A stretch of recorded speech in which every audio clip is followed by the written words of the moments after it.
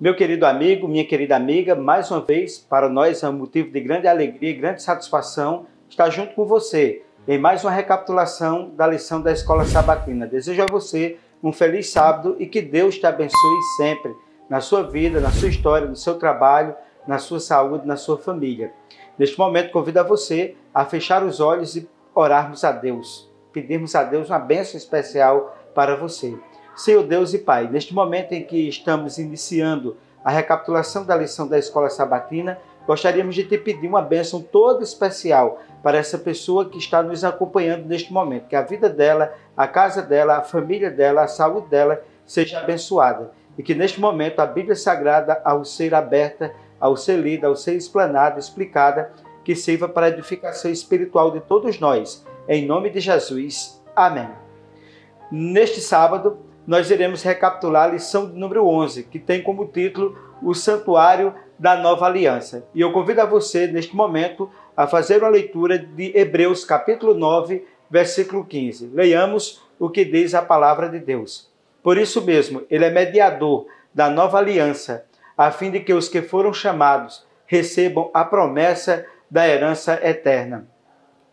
Nesse texto, ele nos traz algumas reflexões que nos ajudam a introduzir, a sabermos o principal objetivo de estudarmos essa lição desta semana. O Antigo Pacto e o Novo Pacto têm muitos aspectos e pontos em comuns. No entanto, suas diferenças nos ensinam que o primeiro era apenas uma sombra, o segundo era a realidade. O primeiro apontava para Jesus Cristo, o autor e consumador da nossa fé. E quando chega a nova aliança, essa realidade, essa sombra se cumpre na pessoa de Jesus Cristo. E poderíamos fazer uma comparação aí, colocando os principais aspectos que caracterizariam o Antigo Pacto e o Novo Pacto. Exemplo, no Antigo Pacto nós encontramos o Monte Sinai. No Novo Pacto nós encontramos o Monte Sião. No Antigo Pacto, nós encontramos o santuário aqui da terra. No Novo Pacto, o santuário celestial. No Antigo Pacto, os sacrifícios imperfeitos, que eram os animais que eram sacrificados, que representariam aquele que seria o sacrifício perfeito no Novo Pacto. No Antigo Pacto, nós tínhamos sacerdotes imperfeitos, assim como eu e você eram homens escolhidos da parte de Deus para cumprir uma função de representatividade, de sombra. Mas no Novo Pacto, nós temos o sacerdote perfeito. Em Cristo, há perfeição. A Bíblia nos diz no livro de Hebreus que é um sacerdócio perfeito, um sacerdócio da aliança eterna. E nesse sentido, nós poderíamos colocar algumas perguntas que são importantes para a nossa reflexão. Vejamos bem, a primeira pergunta: por que Deus desejava que os israelitas construíssem um santuário aqui na terra? Segunda pergunta: o que o santuário nos ensina sobre Cristo como nosso substituto? Terceira e última pergunta: o que Jesus faz no céu como nosso representante? Essas perguntas são de fundamental importância porque elas representam exatamente esse pacto que Jesus Cristo ele cumpre na nova aliança, que representa a minha e a sua salvação. Primeiro tópico da lição: relacionamentos. Êxodo capítulo 25, versículo 8, vem comigo na leitura. E me farão um santuário e habitarei no meio deles. Que coisa maravilhosa! Deus autorizando a Moisés a construção de um santuário. E uma coisa deve estar clara em nossa mente neste momento. Na antiga aliança, veja bem, e na nova aliança o Senhor busca um relacionamento íntimo e de amor com o seu povo.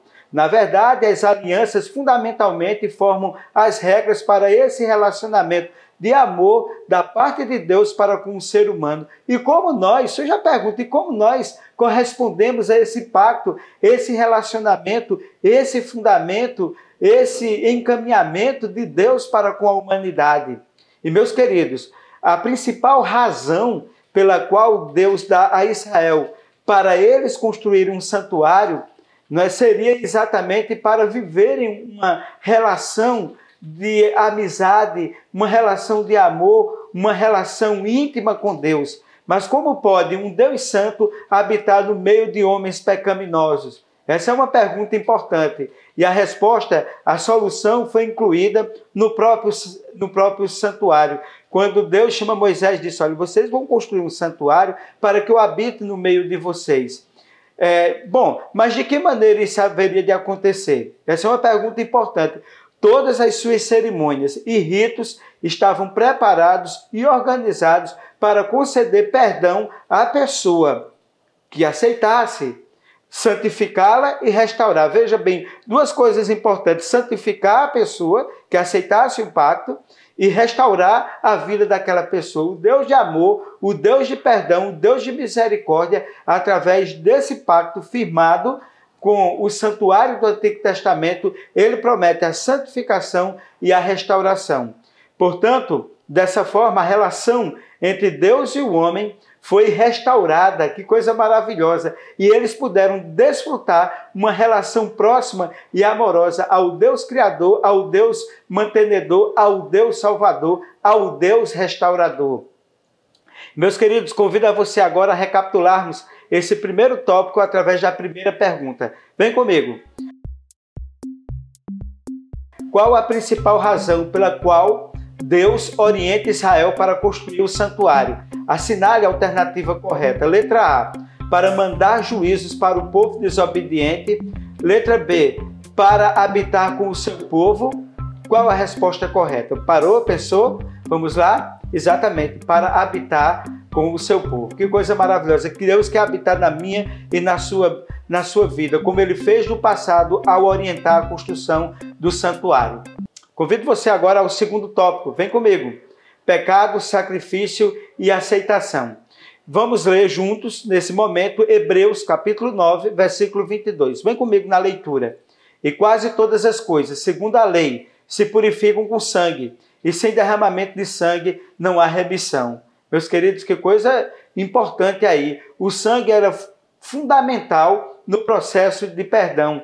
O sangue do animal era para ser derramado em vez do sangue do pecador. O que aquele animal estava representando? Quem deveria morrer? O ser humano que pecou. O animal ali representava uma substituição, era uma sombra do que haveria de acontecer. E em Cristo, quando ele morreu na cruz do Calvário, se cumpriu exatamente aquela promessa, aquela aliança que Deus estava estabelecendo. Jesus Cristo derramou o seu sangue na cruz do Calvário. E a Bíblia diz que sem sangue não há remissão dos pecados. E é importante dizer, esse sangue era espalhado no santuário simbolicamente. O pecado era transferido para o santuário. E nesse momento, o antigo pecador era restaurado pela comunhão total com Deus. Veja que coisa maravilhosa. E quando nós aceitamos o sangue de Jesus que foi derramado na cruz do Calvário há mais de 2000 anos atrás, nós estamos aceitando o seu sangue purificador, onde ele nos restaura, onde ele nos santifica,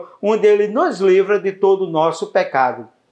Sendo assim, o sangue em si não limpava o pecado, mas em virtude do sangue do Cordeiro, o sangue da nova aliança, que por muitos é derramado para a remissão dos pecados. O sangue do animal, ele não remia os pecados, mas o sangue de Jesus Cristo, que haveria de ser derramado, vai exatamente remir os pecados da humanidade, porque aquele era uma representação. Então, que nós possamos entender que o sangue de Jesus Cristo é muito importante no pacto da nova aliança, que era representado no Antigo Testamento pelo sangue do animal que era derramado. Segunda pergunta agora, vem comigo na pergunta e também nas questões para a resposta. Qual o significado do sangue do animal que era espalhado no santuário? Assinale a alternativa correta. Letra A, significava que simbolicamente o pecado era transferido para o santuário. Letra B, significava que literalmente o pecado era transferido para o santuário. Veja bem, qual a resposta correta? Era simbolicamente ou literalmente? Parou, pensou? Letra A ou letra B? Vamos lá? Letra A, simbolicamente o pecado era transferido para o santuário. E quando Cristo veio e morreu, aí sim a sombra se tornou realidade.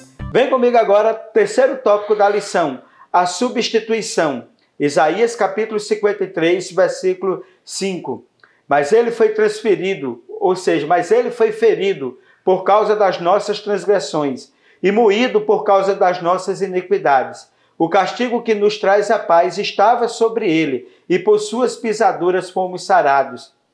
Nesse verso, que é um dos versos mais importantes da Bíblia e do Antigo Testamento, que traduz o sacrifício que Cristo haveria de passar na cruz do Calvário, ele nos mostra muito bem que os sacrifícios dos animais, eles tinham uma natureza profética. Eles anunciariam um substituto, e esse substituto que está aí no capítulo 53 de Isaías era exatamente Jesus Cristo, Jesus de Nazaré. Por quê?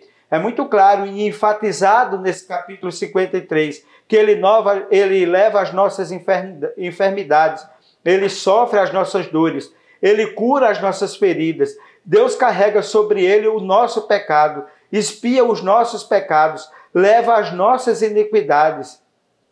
E ele intercede, ele ora pelo povo, pelas suas transgressões. Que coisa maravilhosa saber que nós temos um Deus assim, que morre através de Jesus Cristo para salvar-nos da transgressão, para nos salvar-nos do pecado. Convido você agora à terceira pergunta.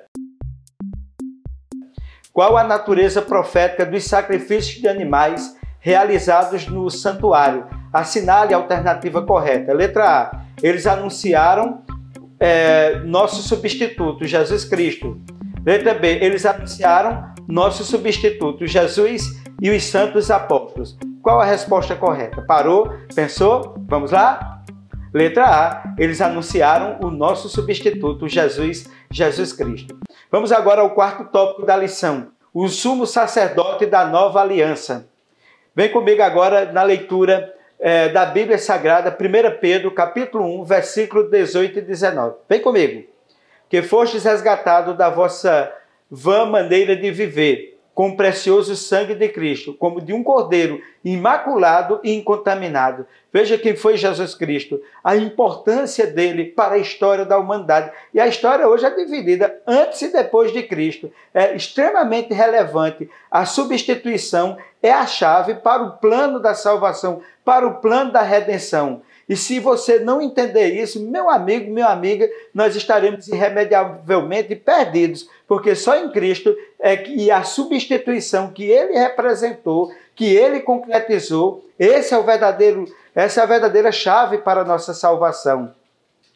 Na antiga aliança, é possível nós identificarmos o pecador que merecia a morte, era substituído por um animal que morria em seu lugar. E nesse sentido, na nova aliança, nós que merecíamos a morte, o nosso substituto, Jesus Cristo, que representava o animal, ele cumpre em nosso lugar, ao morrer lá na cruz do Calvário, ao morrer na cruz para salvar a mim e a você. Deus aceita Jesus como nosso substituto e nos perdoa de todos os nossos pecados e restaura a nossa vida e nos dá o direito, a chave para a vida eterna. Isso é massa demais, é maravilhoso, é extraordinário nós compreendermos isso. Isso não é só para um povo exclusivo, isso é para mim e para você. Ninguém é tão pecador que Deus não aceita seu substituto. Portanto, como diz lá em Hebreus capítulo 9, versículo 16, vamos, pois, aproximar-nos com confiança do trono da graça, para alcançar misericórdia e achar graça para o socorro oportuno. Veja que coisa maravilhosa. E a Bíblia também diz, porque a graça de Deus se há manifestada, trazendo salvação a todos os homens. E como diz lá em Hebreus, nós precisamos nos aproximar de todo o nosso coração ao trono da graça e confiar nele, e somente nele. Vamos agora à pergunta de número 4. Qual a chave para todo o plano da salvação? Assinale a alternativa correta. Letra A. Jesus, Maria e os apóstolos como nossos substitutos. Letra B. Jesus como nosso substituto. O que você responde? Vamos lá? Exatamente, letra B. Jesus é o nosso substituto. É aquele que se torna a realidade para a salvação da humanidade. Quinto e último tópico. Ministério celestial.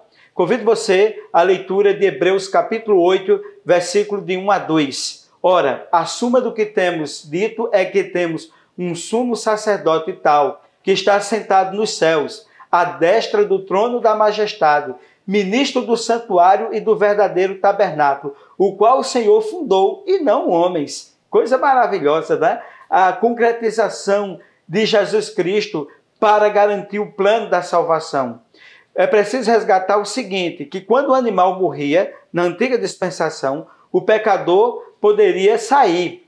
Ele já tinha sido perdoado. No entanto, o rito continuava. O sacerdote ainda tinha que ministrar com o sangue do animal, entrando no lugar santo do lugar santíssimo. E uma vez por ano, ele entrava no Santo dos Santos, que era exatamente diante da Arca da Aliança, diante da presença de Deus, Shekinah, ele exatamente manifestar que o povo desejava o perdão dos seus pecados. E dessa forma, a morte de Jesus na cruz assegura a mim e a você o perdão de todos os nossos pecados. No entanto, o trabalho de Jesus em nosso nome não terminou ali, ele continua.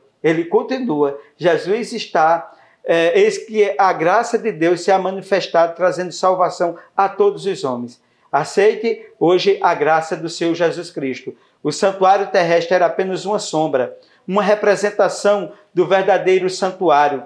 No próprio santuário, o próprio sangue de Jesus Cristo, o próprio Jesus Cristo representa seu próprio sangue, representa o sacrifício, a concretização daquilo que era sombra. E, meus queridos, como diz lá em Hebreus 7, versículo 25, ele é o nosso sumo sacerdote, portanto, ele também pode perpetualmente salvar aqueles que por ele se aproximam de Deus, sempre vivendo para interceder por eles. Em Hebreus capítulo 9, verso 24, veja o que nos diz a palavra de Deus. Acompanhe comigo, porque Cristo não entrou em santuário feito por mãos humanas, figura do verdadeiro, porém no mesmo céu, para agora comparecer por nós perante a face de Deus. Veja que o santuário aqui da terra era feito por homens, cópia do verdadeiro que existia no céu. Então, no céu tem um santuário que o daqui da terra era apenas uma cópia, uma réplica. Mas agora Jesus Cristo entrou no verdadeiro, que não era uma réplica. E assim, qual o ministério de Jesus Cristo no santuário celestial hoje? Basicamente, Jesus intercede diante de Deus por mim e por você. Ele é o mediador entre o céu e a terra, entre a humanidade e a divindade. Por isso que a Bíblia diz que só existe um mediador entre Deus e os homens, Jesus Cristo. No Antigo Testamento precisava do sacerdote, do sumo sacerdote. Mas Cristo, através do seu sacrifício, ele é sacerdote para sempre e eternamente. Jesus é o único ser humano que pode estar diante de Deus, livre de todo o pecado. Ele foi tentado em todas as coisas, mas a Bíblia diz sem pecado. Ele viveu sendo tentado como qualquer um de nós, mas ele não caiu em pecado. Então, portanto, ele é o nosso exemplo. E assim, ele é vítima e mediador, sacrifício e sacerdote. Então, em Cristo, né, e no seu sacrifício, como diz lá no livro de Salmo, a justiça e a paz se beijaram na pessoa de Jesus Cristo. Pede ao Pai para aceitar a sua vida sem pecado. Veja que coisa maravilhosa. Em vez de nossa vida pecaminosa, na qual, né, ele lava, na qual ele nos transforma, na qual ele nos dá exatamente aquilo que nós precisamos, que é o perdão e a salvação. Não importa quão pecaminoso tenha sido a pessoa. Lembre-se do ladrão na cruz, no último momento. Senhor, lembra-te de mim quando entrares no teu reino. E Jesus disse, na verdade te digo hoje que estarás comigo no paraíso. Jesus disse àquele homem, apresentou para aquele homem perdão, a salvação e a garantia de que um dia, quando Jesus viesse a essa terra, ele haveria de também, assim como nós, assim como tantas pessoas que aceitaram o plano da redenção, ele receberia também a coroa da vitória. E assim, sem sua mediação, ou seja, sem a mediação de Jesus, nós não teríamos esperança, nem agora, nem no juízo. E nesse sentido, ele nos garante que está intercedendo por mim e por você. Não é Paulo, não é José, não é Maria, não é João. O nome é Jesus. Chamo você agora à última pergunta. Qual é o ministério de Jesus no santuário celestial? Assinale a alternativa correta. Letra A. Basicamente, Jesus intercede diante de Deus por nós. Primeira pergunta, né? Letra A. Letra B agora. Basicamente, Jesus e Maria intercedem diante de Deus por nós. Qual a alternativa correta? Parou? Pensou? Vamos lá. Basicamente, só Jesus é o único que pode interceder diante de Deus por nós. Louvado seja Deus. Meu querido amigo, minha querida amiga, mais uma vez foi uma grande alegria, uma grande satisfação estarmos juntos para mais uma recapitulação da lição da Escola Sabatina. Saiba de uma coisa, que Jesus está hoje no Santuário Celestial, cumprindo a etapa final no processo, no projeto de intercessão por mim e por você. Tudo o que acontecia no Antigo Testamento se cumpriu em Jesus Cristo. Se tudo se cumpriu em Jesus Cristo e Ele prometeu que um dia iria voltar, hoje nós precisamos e temos a obrigação de entregar a nossa vida a Deus, para que Ele cuide de nós, para que Ele continue intercedendo por nós no santuário celestial e que o meu nome e o seu nome esteja escrito no livro da vida do Cordeiro. Louvado seja Deus e que Deus continue te abençoando sempre. Convido você a fechar os olhos e orarmos a Deus. Senhor Deus e Pai, nós te agradecemos por mais uma oportunidade de estarmos juntos para recapitularmos a lição da Escola Sabatina. Abençoe essa pessoa que neste momento participou desse estudo. Abençoe a vida dela, a família dela, a história dela, o trabalho dela. Em nome de Jesus. Amém.